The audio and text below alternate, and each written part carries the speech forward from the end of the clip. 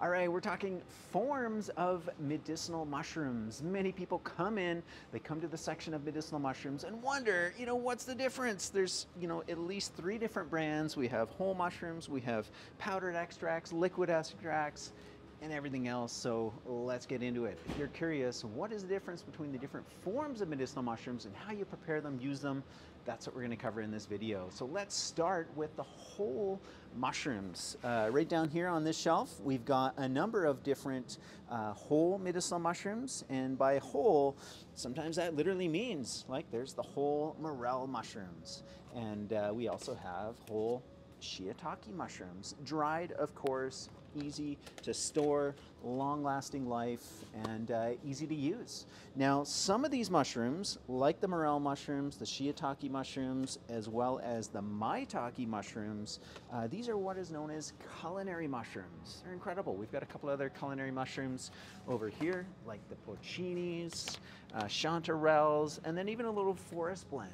Now, all of these mushrooms from Untamed Feast, as well as this one over here, the morels, they're wild harvested, and they are known for their great, delicious culinary qualities, some of the top gourmet mushrooms. Now, in the case of the shiitake and the maitake, not only are they delicious culinary mushrooms, but they are also medicinal mushrooms. And that's what a lot of people are after, is the good medicine that these mushrooms provide.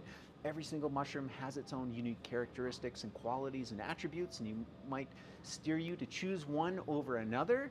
But in general, we can say for sure that the medicinal mushrooms, they are immunomodulatory, meaning they help modulate your immune system up or down, whatever you need. Most of us need a bit of an immune boost, so that's what we're looking for. But some people, they have that overactive immune system, helps bring it down. A lot of them are anti-inflammatory. A lot of them are actually antifungal, antiviral, antibacterial. So tons and tons of benefits. I've done other videos talking about that. I want to share with you of the forms. So of those kind of whole mushrooms, whether they're just the gourmet, culinary, or the culinary and medicinal, all mushrooms you actually in fact need to cook to be able to properly digest them. So these types of mushrooms, you can add them to your soups, you can add them to your stir fries. Being in a dried form, you would just soak, rehydrate them ahead of time, unless you're, of course, you're adding to stocks or broths or soups, just throw them right in. But if you wanted to, say, cook them and do a sauce or a stir fry, then a little bit of soaking ahead of time just to rehydrate them. And that can be in water, that can also be in a broth as well. You can use a broth to rehydrate them and then cook as you would normally. Now, there are other mushrooms here, like the chaga tea pieces or our reishi mushroom slices. Now, these are medicinal mushrooms, but they're not culinary. They're not edible in the sense that you would actually be able to chew them or break down their fibers. They have too tough of a cellulose wall that they need to be extracted in either hot water or ethanol. In the case of tea, that's a hot water extract. And it's not just kind of a steeping, like putting it into your cup and, letting it sit for a couple of minutes. That won't do it either. You have to do what's called a decoction. And a decoction is basically, excuse my French, basically boil the shit out of it is how that goes. But not really. You bring your water up to a boil, you turn it down, you add those mushrooms in, and then you let them sit with the lid on a low simmer. And then that heat and that simmering process really begins to extract and pull out the goodness that those mushrooms offer. And longer you let it go, the stronger that tea will become. So some people say, oh, you need at least 10, 15 minutes on a low simmer. Some people will do it for even over an hour. Maker's choice, right? But just remember that as you simmer that, as you create that tea, however light or dark that you make it, you want to be able to rebrew it again and again. So you're going to do your first extraction with a tea, pour that off, enjoy it however you're going to, and then you can refill that same pot of water with the same mushrooms that have just brewed once and do it a second time. You can even do it a third time. The real key that you're looking for is kind of the strength in the color and the flavor of that tea. And obviously once you've done it, 3, 4 times, you'll probably notice it's quite a bit weaker. So each time I refill that pot, I add less and less water each time, and I try and let it brew longer to get as much as I can out of that extraction. Now, for those of you that okay, tea sounds like a lot of work here. That's why there's been these extracts available. So let's get into medicinal mushroom extracts. We have powdered extracts and we have liquid extracts. So some of it, the powders, are in kind of a bulk form, and we also now have from Harmonic Arts in a capsule form. Now, all of these fall under what is called a dual extract, and dual extract means that they've been extracted in hot water as well as ethanol or alcohol in the case of like a tincture. That is what is happening. Now, not all of the compounds that a medicinal mushroom contains and offers is able to be extracted by the hot water, and that's where the alcohol comes in, where it pulls a more kind of full, complete extraction process and removes everything. So you're going to get something a little bit more complete from the liquid extracts, or if it's a powder, if it specifies whether it has been dual extracted, and not all of the mushrooms have been. So just kind of navigate that. Not all of them need to either as well, but for most of the mushrooms, because of that tough cellular structure and the compounds they contain, dual extract is the way to go.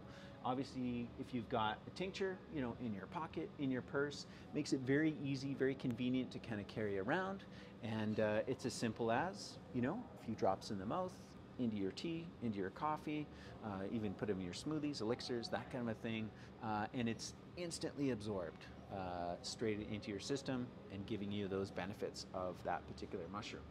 The powders work similarly in the sense that been extracted, and those compounds are bioavailable to you through that extraction process. So you can put it straight in your mouth, a little strong, a little concentrated, so maybe just mixing it in water mixes fairly well. These particular extracts don't leave any sort of a sediment, right? There's some mushroom powders we'll talk about in a minute here.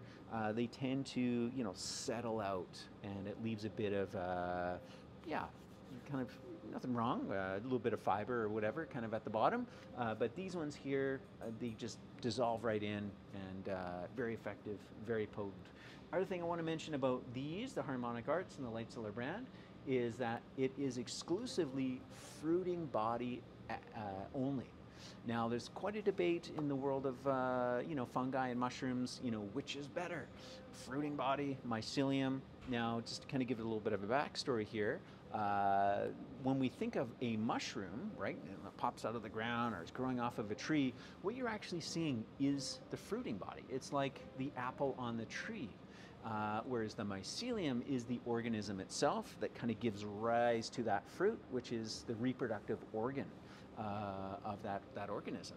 And it has been the fruiting body that has been traditionally used by cultures, in Asia, like the Chinese, for hundreds, thousands of years. They've been using that fruiting body, and that's where a lot of the research and a lot of the medicine is, in the fruiting body. Now, with the advent of technology, being able to grow mushrooms in labs, having kind of fancy extraction methods, there's been a lot of research of late into the mycelium of these organisms, of the fungi.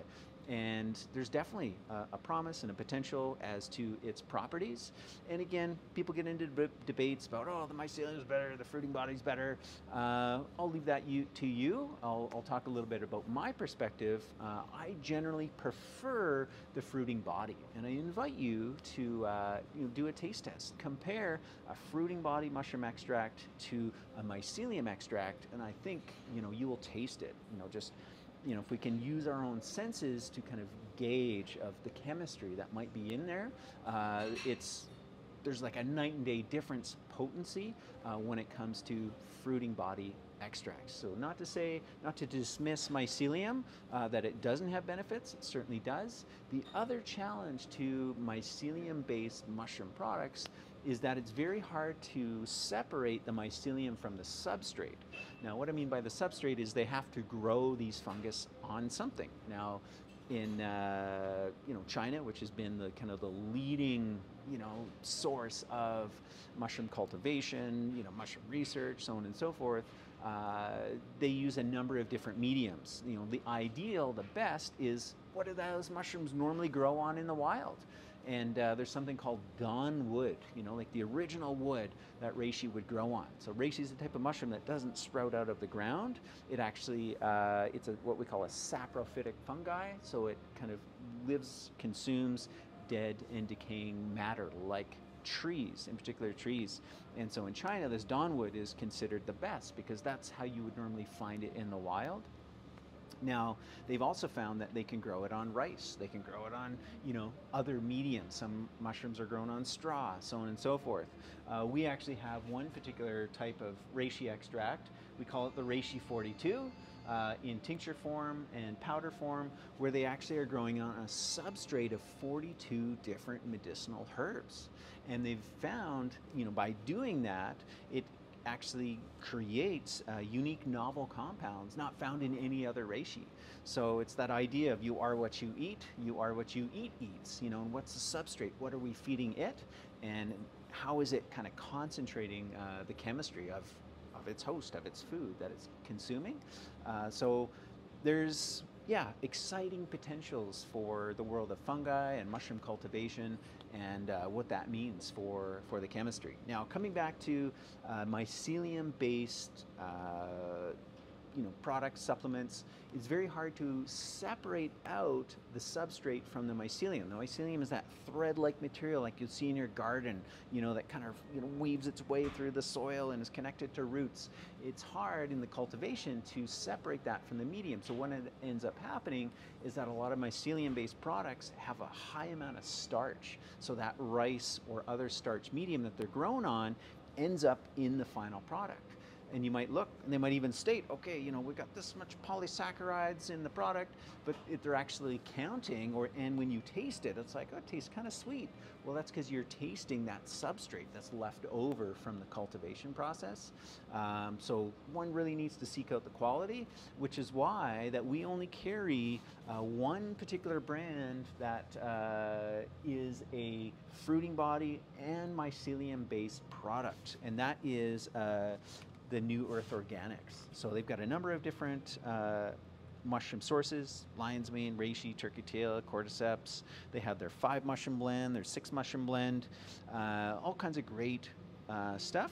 And so this is whole fruiting body and mycelium, because, you know, Derek, the owner, I know him very well. He's a really big believer in both components, so, and that's what he offers. We'd have decided to, you know, in our kind of our own branding, focus on just that fruiting body, because again, if you do a taste test between the difference, to me that fruiting body dual extract, you're going to be using literally sometimes as low as 1/8 of a teaspoon, 1/4 of a teaspoon, and there's just such a potency. Whereas with the New Earth Organics, you know, you're going to be using a teaspoon. And as you add it to your drinks, maybe even a tablespoon, right? You get a lot of that sediment, a lot of that fiber, which he's chosen to keep in there. They do a really good job of separating out a lot of that substrate, but even having the fiber of, you know, the whole fruiting body and the mycelium, it does tend to kind of settle, and it makes it not as strong and as concentrated. Now you might think, well, okay, well that's not a good thing. Well, sometimes some people just don't need that potency. So oftentimes, you know, I might recommend the New Earth Organics brand to mothers, you know, who are like feeding it to their kids. A lot of these medicinal mushrooms, they don't need that incredible potency of a, you know, like 8-to-1 dual extract. And this might be a lot more appropriate kind of as a choice for children. And yeah, leave it to you. Everyone comes in with their own preferences, either for a particular brand that they know, that they're familiar with, or maybe they started out here and they really kind of like the flavor and how it's working. And some people are just looking for that like intense mega hit. So can't go wrong with the medicinal mushrooms, but it does take a little while to kind of navigate through it. What is the best? The best is the one that you're drawn to that works for you, right? Maybe the tincture is the most convenient, or maybe the capsules is the most convenient. Maybe you're looking for that incredible potency from a dual extract, you know, 8-to-1 concentrate. And by 8-to-1, what does that mean? Or 16-to-1, meaning, you know, in that extraction process, they're able to take 16 times the volume and reduce it down to 1 unit, or 8-to-1 or 5-to-1. So you can look at, for those types of ratios, each each one, different brand, is something a little bit kind of unique unto itself. But they're all amazing.